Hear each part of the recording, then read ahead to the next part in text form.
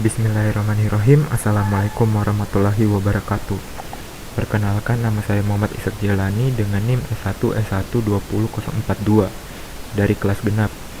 Di sini saya akan menjelaskan proteksi perangkat keras, yang dimana presentasi ini saya buat berdasarkan buku pengantar sistem operasi komputer plus ilustrasi kernel Linux yang dibuat oleh Masyarakat Digital Gotong Royong atau MDGR.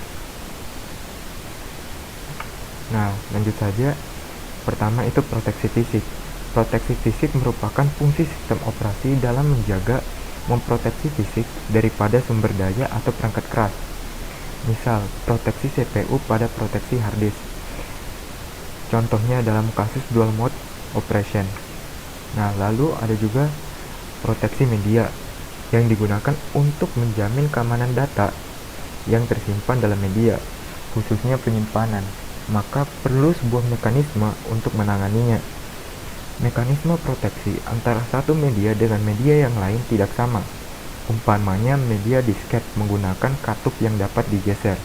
Jika katupnya dibuka, maka disket bisa ditulis dan dibaca.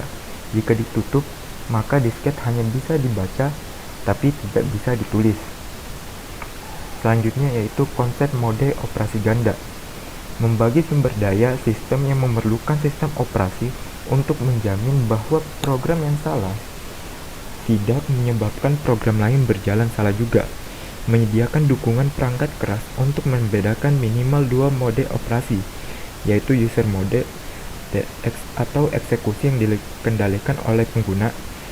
Lalu ada juga monitor atau kernel atau system mode, yaitu eksekusi yang dilakukan oleh sistem operasi. Nah, instruksi tertentu hanya bisa berjalan di mode ini atau privilege instruction. Nah, selanjutnya yaitu proteksi masukan atau keluaran. Semua instruksi masukan atau keluaran umumnya itu privilege instruction, kecuali pada DOS dan program tertentu. Nah, hal ini harus menjamin pengguna program tidak dapat mengambil alih komputer di monitor mode. Lalu ada juga proteksi memori, yaitu harus menyediakan perlindungan terhadap memori minimal untuk interrupt vector dan interrupt service rutin. Ditambahkan dua register yang menentukan di mana alamat legal sebuah program boleh mengakses, yaitu base register untuk menyimpan alamat awal yang legal dan limit register untuk menyimpan ukuran memori yang boleh diakses memori di luar jangkauan dilindungi. Lalu ada juga proteksi CPU. Nah, di sini timer itu melakukan setelah periode waktu tertentu untuk menjamin kendali sistem operasi. Timer diturunkan setiap clock. Ketika timer mencapai 0, sebuah instruksi dapat terjadi. Nah, timer biasanya digunakan untuk mengimplementasikan pembagian waktu. Timer dapat juga digunakan untuk menghitung waktu sekarang, walaupun fungsinya sekarang ini sudah digantikan real time clock atau RTC. Sistem clock timer terpisah dari pencacah waktu. Timer sekarang secara perangkat keras lebih dikenal sebagai sistem timer atau CPU timer. Load timer juga privilege instruction. Selanjutnya yaitu materi komponen sistem operasi. Yang pertama itu manajemen proses. Nah, proses adalah sebuah program yang sedang dieksekusi. Sebuah proses membutuhkan beberapa sumber daya untuk menyelesaikan tugasnya. Alokasi sumber daya tersebut dikelola oleh sistem operasi. Nah, contohnya seperti waktu, CPU, memori, berkas-berkas, dan perangkat-perangkat masuk atau keluar, input atau output. Nah, ketika proses tersebut berhenti dijalankan, maka sistem operasi akan mendapatkan kembali semua sumber daya yang bisa digunakan kembali. Selain itu, sistem operasi bertanggung jawab atas aktivitas-aktivitas yang berkaitan dengan manajemen proses, seperti 1. Membuat dan menghapus program pengguna dan sistem proses. 2. Menunda atau melanjutkan proses. 3. Menyediakan mekanisme untuk sinkronisasi proses. 4. Menyediakan mekanisme untuk komunikasi proses. 5. Menyediakan mekanisme untuk penanganan deadlock. Selanjutnya yaitu manajemen memori utama.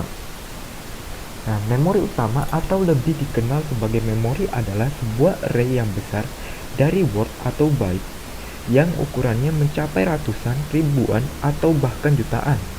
Setiap word atau byte mempunyai alamat tersendiri. Memori utama berfungsi sebagai tempat penyimpanan instruksi atau data yang akses datanya digunakan oleh CPU dan perangkat masukan atau keluaran. Memori utama termasuk tempat penyimpanan data yang bersifat volatile atau tidak permanen, yaitu data yang akan hilang kalau komputer dimatikan. Nah, sistem operasi ini bertanggung jawab atas aktivitas-aktivitas yang berkaitan dengan manajemen memori.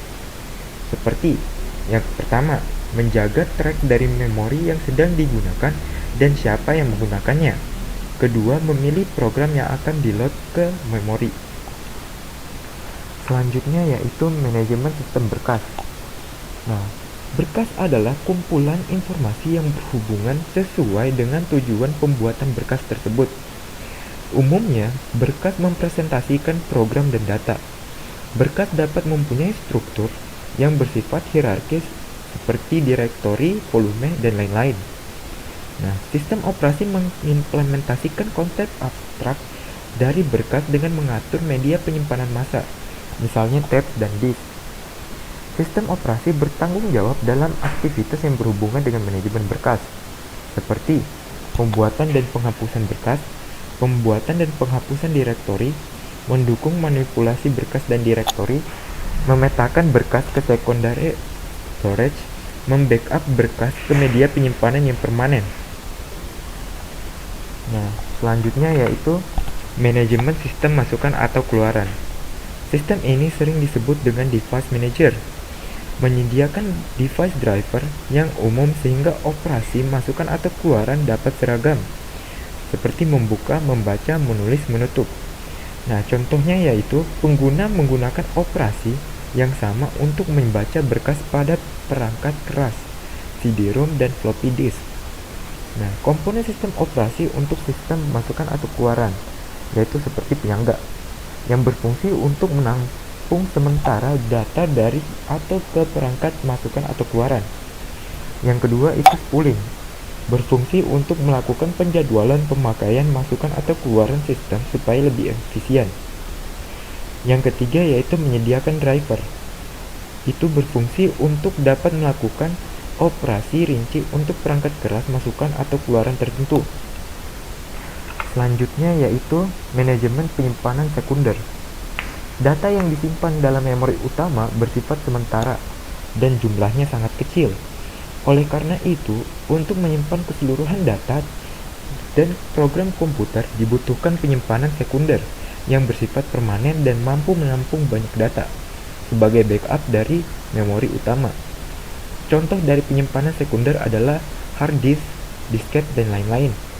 Nah, sistem operasi bertanggung jawab atas aktivitas-aktivitas yang berkaitan dengan manajemen disk, seperti free space management, alokasi penyimpanan, dan penjadwalan disk. Selanjutnya yaitu sistem proteksi. Proteksi di sini mengacu pada mekanisme untuk mengontrol akses yang dilakukan oleh program, prosesor, atau pengguna ke sistem sumber daya. Nah, mekanisme proteksi itu harus membedakan antara pengguna yang sudah diberikan izin dan yang belum, menspesifikasi kontrol untuk dibebankan atau diberi tugas, dan yang terakhir yaitu menyediakan alat untuk memperlakukan sistem. Selanjutnya yaitu jaringan. Nah, sistem distribusi adalah sekumpulan prosesor yang tidak berbagi memori atau clock.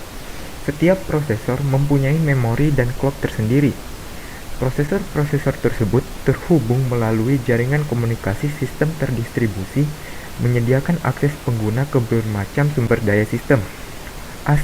Akses tersebut menyebabkan peningkatan kecepatan komputasi dan meningkatkan kemampuan penyediaan data. Nah, selanjutnya yaitu Command Interpreter System.